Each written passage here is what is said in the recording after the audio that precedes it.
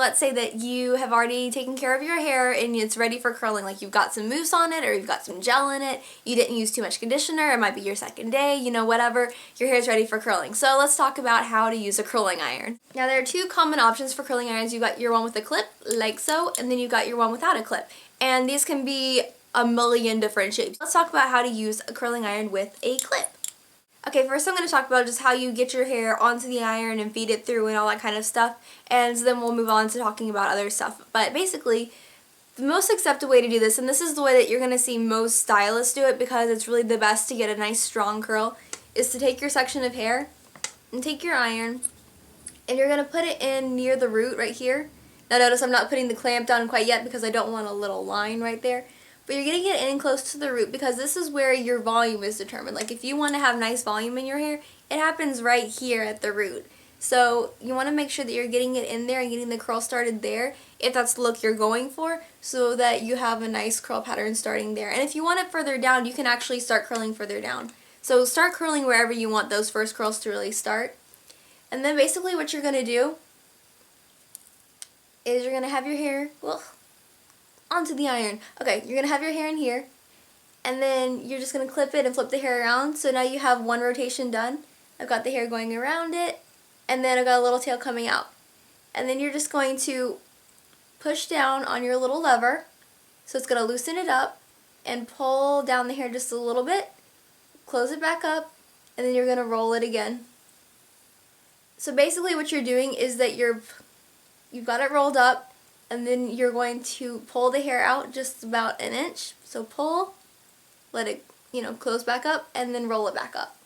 So you're like pulling and rolling the whole time essentially. And you really don't want to be doing it as long as I'm doing it right now. This is just for demonstration purposes. So you push, and then you roll. And what that's doing is that it's getting the heat throughout every single part of your hair. We talked about how the heat has to break down the hydrogen bonds in your hair. You have to get heat onto every part of your hair to do that. So now I'm going to push again.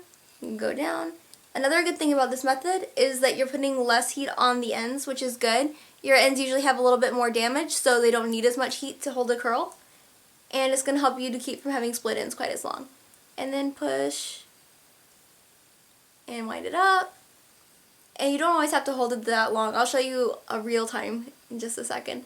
And then you can push. And then if you have long hair and it starts to get to where you can't just push and move smoothly, you can kind of jitter this little thing like that as you move, and it will help a lot. Roll it back up, and then when you're done, I always recommend just trying to let go with the iron and just let the curl fall naturally, because you don't want to pull on it, because if you pull on it, then you can accidentally pull your curl out just a little bit, and then you've got your nice tight little curl. So then the next thing that you've got to do is determine whether you want to leave it hanging or whether you want to pin it back up. Alright, so the reason that we're pinning that back up goes back to what we talked about with the hydrogen bonds that break in your hair. They break when you heat your hair up, they set when you cool it back down, which means that these little bonds, you broke them and put them into a new set whenever you got them hot, but they're not really going to completely harden into that new set until they're cool. So if you put your hair back into the shape that it's meant to be in to cool, that's going to set it a lot better because you're kind of allowing everything to cool and to harden right back here. Alright, so now I'll give you guys a little demonstration of that real time so you can see about how long that should really take, because it really shouldn't take more than about 10 seconds to do. It's just going to take a little bit of practice. So pull and twist, and pull, twist, pull. You can see I have to jitter a little bit now because I have a little bit longer section this time. And twist. Now I'm just going to hold it against my head. I like to feel the outside, and once I feel that the outside's gotten pretty warm, then I know that all the hair is ready to go. And you just let it go. And you can see as I let it go, I have my thumb right there to catch it through the middle so that the curl was still held right there and I didn't have to worry about winding it back up. And then I'm just going to roll it up like so, and you can see that it's still in that little circular shape. I think, hopefully you can see that. And then I'm just going to pin it against my head with a bobby pin. Alright, so one final demonstration of this technique. Basically, clamp and twirl. You want to get as fast with that as you can so you don't end up with a little line. Pull it out, roll it up. And what you want to make sure that you're not doing, if you're holding this tail, don't hold it against the clamp right here or else you'll make another little line. if you're ever directing the hair, make sure it's always directing within the flow of the iron. And clamp and twirl. And I really recommend, I just hit myself with the iron. I really recommend practicing with the cold iron the first time that you do this, because it's a hot iron and it's right next to your face and your hands, and I burned myself so many times with this, even when I know what I'm doing. So you really want to make sure that you're not going to hurt yourself. I really don't want anybody to hurt themselves with the curling iron, so make sure that you practice with it cold until you feel pretty comfortable with it, and then do it warm. Alright, so let's say that you let the curl fall. How do you pick this back up and curl it or pin it into place?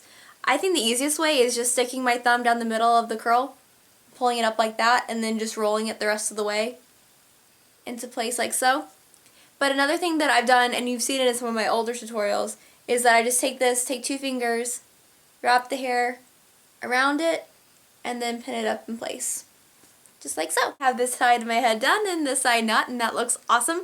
We're going to go ahead and talk about clipless curling irons, because that is kind of the other major thing out there, and I have a lot of viewers that really love their clipless curling irons, so I thought I would talk about like how do you use them. Basically, this is really easy to use. You take your section of hair, you put your curling iron at the base, wrap it around, and hold it there. Now you're supposed to wear a glove when you do this, and if you don't, you do it at your own risk, because I have burned myself on this a million times, and I'm really careful about this. Okay, but you just want to hold it as close to the end as you can, and I just hold it until I feel this hair get warm, then let it go, and there it is.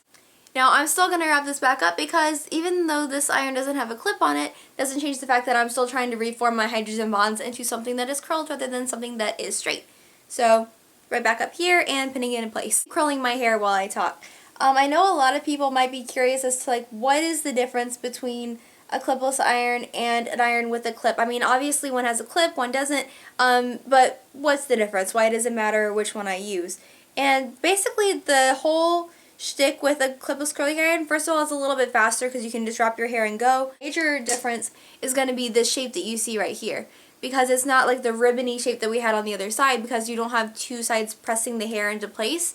You have kind of a free-falling little curl, so it ends up being a much more natural look. Last thing I wanted to mention before I finish curling this last little bit of my hair is that the size of the sections that you take and the shape that you take them in is always going to determine how the curl looks when you're finished. That's why I have so many curl tutorials on my channel. The whole thing is that I'm taking different size sections, or I'm using different curl patterns. Those are always going to determine the final look.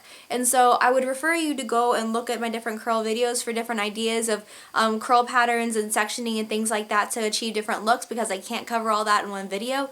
What I am going to cover really quickly is just that taking a large section rather than a smaller section, even if you use the same size curling iron, is going to vastly change the way that it looks. So I'm going to take a really small little section here, probably about a 1/2 inch section. I'm going to take that with my clipless iron, wrap it around. When you use a smaller section, you don't have to leave it on as long because there's less hair to heat up. Just gonna let that sit for a second and fall. Alright, so you can see that tight little tiny curl there. Gonna take this section, which is about 1 inch, maybe a little tiny bit less, and roll that up. Also, the amount of time that you leave your hair on the iron is going to determine the kind of curl that you get, because the longer time, it's going to be a stronger curl because you're really breaking that hair down. If you do it short, you're going to get less of a curl, so if you want like a slight wave, you could just wrap your hair around the iron for a shorter amount of time. Now you can see how much looser that is than the first one that I did. So that's one way that you can fake having different size curling irons if you only want to own one, or you can only afford to have one, is that you take different size sections, and that will kind of help you to create different sizes of curls. So then once your hair is completely cool, you can go ahead and give it a little hairspray if you want some extra hold. One thing I forgot to mention when I was curling the hair is that you can spray the hair while it's on the curling iron. That will add extra hold, so if you have hard to curl hair or this is a big event and you want to make sure that it's going to stay, that's a good thing to do. It is damaging on the hair because it's kind of causing it to fry a little bit, honestly, sitting on that iron, so it's not good to do every time. But again, if this is like your prom or your wedding or something and you really want your hair to stay, you should go ahead and hairspray it. It's okay if you do it once or twice or something like that. You want to make sure that the spray is completely dry to the touch as well, so that you've got everything kind of set in place before you let everything down. And then once you've got it all set and and dry, you can go ahead and let the curls down. I think it's good whenever you're letting your curls down to just let them fall however they're going to fall naturally and then try to change them, because that way you can kind of see where your hair is falling first and then decide how you want to change it up, because how you brush it out is going to change a lot of your hair. How this one looks much more natural, and you can see it's not like flattened out, whereas these are very flattened out and ribbony. You don't have to leave them that way, but that is kind of the natural effect that you get. Now, one thing that I want to say is that with a clip, with the curling iron that has a clip, you can just wrap your hair around the outside of it like you would do with the clipless curling iron, because this thing right here, this little clip, is getting just as hot as everything else. So you're not missing anything out. And I know that some people talk about like taking the clip off so it becomes a clipless curling iron. You don't have to do that. Just wrap it around the outside. It's a clipless curling iron or a curling iron with a clip, just depending on how you want to use it. So if you like this effect better, but you want to be able to make this effect too, this guy. If I had this just hanging here, and this is just me wanting to wear my hair around, I would just leave this here. Like, I probably wouldn't do too much with it because I like how this looks. This one's a little too much for me. I think the first thing that you should always do is just kind of run your fingers through it. That's not going to add a lot of frizz, but it can break up the curl a little bit and make it look a little bit more natural if that's what you're going for. So that's what I'm doing right here, is just like, I have my hands pretty far apart, so it's just like a giant wide tooth comb going through my hair. And it can still create some frizz, so another thing that you can do is to take your hair and just run it down and kind of smooth each of the curls out. And so that's one way to kind of both pull the curls apart and then pull them back together if you want to. So that's like your first thing that you can do, just combing through with your fingers kind of to make a more natural look out of what you have. See, because I had those ringlets and I wanted something to look a little bit more natural, partially because I wanted to match this side of my head. So just fingering through it kind of creates that. The next thing is you can use a brush. Now, a brush is always going to get you more volume. It's going to fluff out that hair. So if you don't want fluffy volume, don't use the hairbrush. Another thing you can do is use a comb or a wide tooth comb. That's going to get you a little bit of a sleeker look. I use that in some of my retro, or at least one retro tutorial, which I'll link in the description box so you can check that out. It just depends on the different looks that you're going for as to how you do it. I also have a video where I talk about how you arrange your curls, because, you know, this look right here is really natural, but I could kind of arrange them and twist my curls around each other a lot more until it was a completely different look. That might take me a little bit of work, but you can kind of see like that's already different than it was before, just hanging down like that. And I have a tutorial that talks about that, so I'm going to link you guys to that in the down bar in case you care.